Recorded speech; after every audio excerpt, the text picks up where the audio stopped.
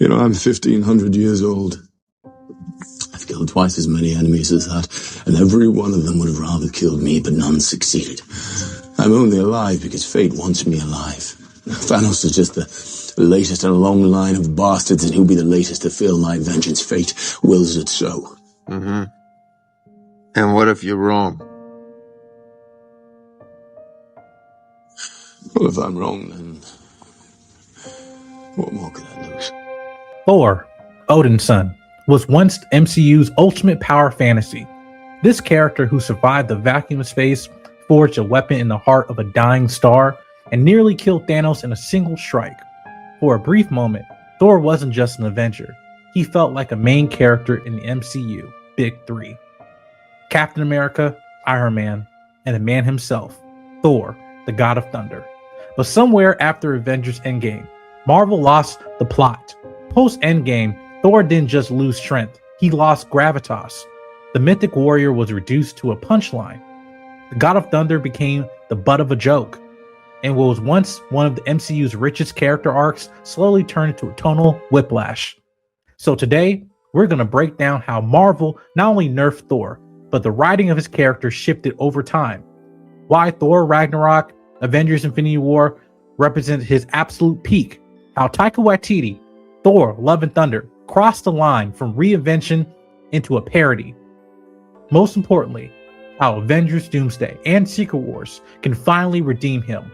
Because Thor's story isn't over, but Marvel has to remember who he is. Let's get into it.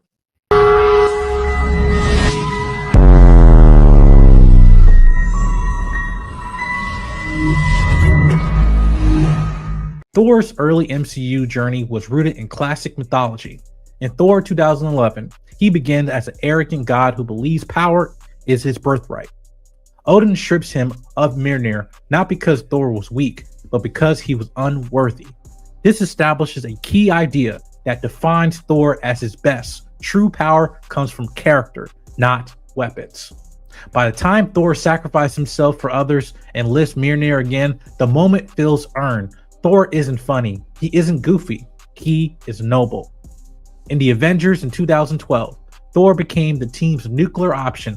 He's distant, ancient, and emotional, tethered to Loki, grounding his godhood in tragedy. Even Thor Dark World 2013, despite his flaws, treats Thor seriously. He's a warrior prince rejecting the throne, haunted by loss, burdened by duty. And at this stage, Thor isn't the most charismatic Avenger, but he is consistent. He's mythic, he feels important. But when Thor Ragnarok came in 2017, directed by Taika Waititi, it's often misunderstood. Yes, it's funny. Yes, Taika Waititi injects humor. But here's the difference. The humor serves the character, not the other way around. Thor lost everything in this film. Mjolnir, Odin, Asgard, his identity as the hammer guy. Odin's line, "Are you Thor, god of hammers?" isn't a joke. Without my hammer, I can't. Are you Thor, the god of hammers? It's the thesis statement of Thor's entire arc. When Thor unleashes his lightning without Mjolnir for the first time, it's a revelation. The immigrant song sequence doesn't undermine Thor at all. It mythologizes him. Ragnarok strips away his crutches and forces him to become something stronger, something greater. This is reinvention done right. Then comes Avengers Infinity War. This is Thor at his absolute best.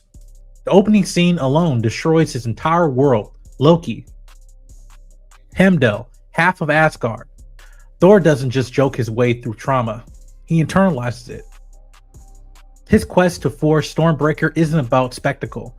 It's about desperation. Thor believes killing Thanos is the only thing giving his pain meaning. Surviving the neutron star isn't just power scaling. It's symbolic. Thor is literally burning himself alive to become strong enough to protect what little he has left. Forging Stormbreaker in the heart of a dying star. And when he arrives in Wakanda, lightning ripping through that battlefield, it feels earned. Not because he's cool, but because we understood the costs.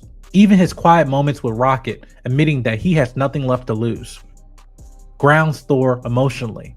The version of Thor is powerful, broken, and purposeful. This is the God of Thunder at his peak. Avengers Endgame starts strong for Thor. His failure to stop Thanos shatter him. Depression, guilt, self-loathing. This is fertile ground for character growth. But Marvel undercuts it. Fat Thor becomes a running gag in this film. His trauma is played for laughs. His pain becomes meaningful.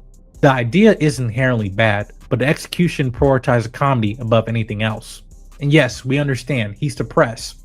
He's lonely, he's feeling guilt. Even when Thor proves he's still worthy for Mjolnir, the moment lacks follow through. He doesn't reclaim leadership. He doesn't complete an arc. He walks away. He gives the title of king to Valkyrie. Thor leaving with the Guardians feel less like evolution and more like avoidance. And that decision sets the stage for what's to come next. His complete downfall. Thor Love and Thunder is where the nerf becomes undeniable. Taika Waititi doesn't just lean into comedy. He drowns the film in it. Thor isn't witty anymore. He's clueless, loud, and for the most part, stupid. His weapon, Stormbreaker, has jealousy issues with Mjolnir. Screaming goats interrupted emotional beats over and over and over again. They also scream quite a lot. They'll be fine. Serious moments collapse under jokes. Even Gore, the God Butcher, a villain who should challenge Thor's faith and identity, is sidelined by tonal chaos. Thor's strength feels inconsistent. His presence lacks weight.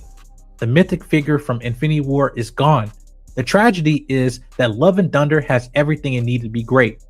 Jane Foster's illness with cancer, Thor confronting his purpose. Instead, Thor becomes comedic relief in his own movie. This isn't growth, it's erosion. To understand how Thor was nerfed, we also have to ask why Marvel allowed this to happen. Post-Endgame, the MCU entered an identity crisis. Iron Man was gone. Captain America, Steve Rogers, was gone. The franchise lost its emotional anchors, two of the big three, and Marvel had to pivot hard towards humor, self-awareness to compensate. Comedy became a safety net. Risk was replaced with irony. Thor unfortunately became the easiest target. Why? Because Ragnarok worked. Marvel took the wrong lesson from that success. Instead of understanding that Ragnarok's humor worked because it was grounded in loss, Marvel assumed Thor was popular because he was funny. So every subsequent appearance exaggerated the trait while stripping away the context. Thor stopped being written as a god struggling with purpose and became a delivery system for jokes. His trauma wasn't explored. It was bypassed. His power wasn't escalated. It was obscured. This is how characters get flattened, and Thor was flattened more than anyone else. What made Thor Love and Thunder especially frustrating isn't the fact that it failed, it's that it almost worked.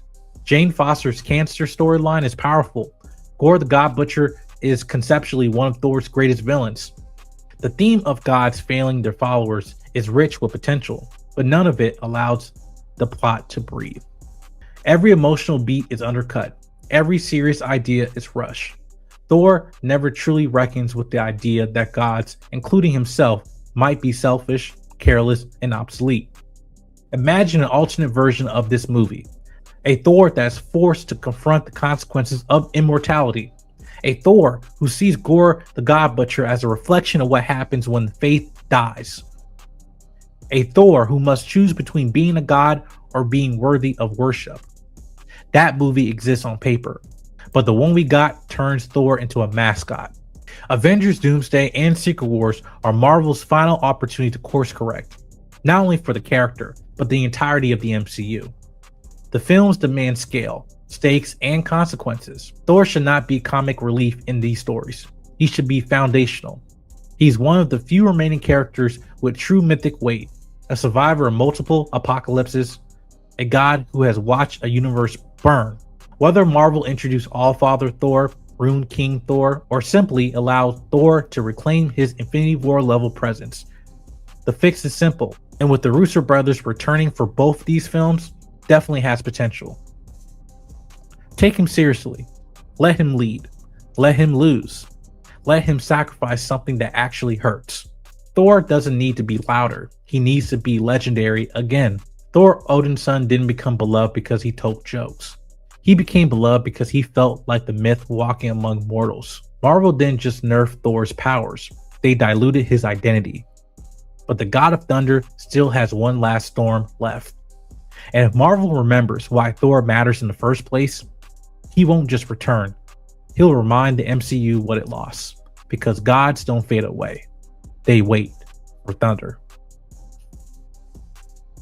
Thank you guys again for watching this video essay. Again, I put a lot of work in these videos along with my editor, Jay King. And again, we appreciate you guys' feedback and also subscribing to the channel. Again, thank you. We'd love to hear your feedback in the comment section down below. And we see you guys in the next video. Peace.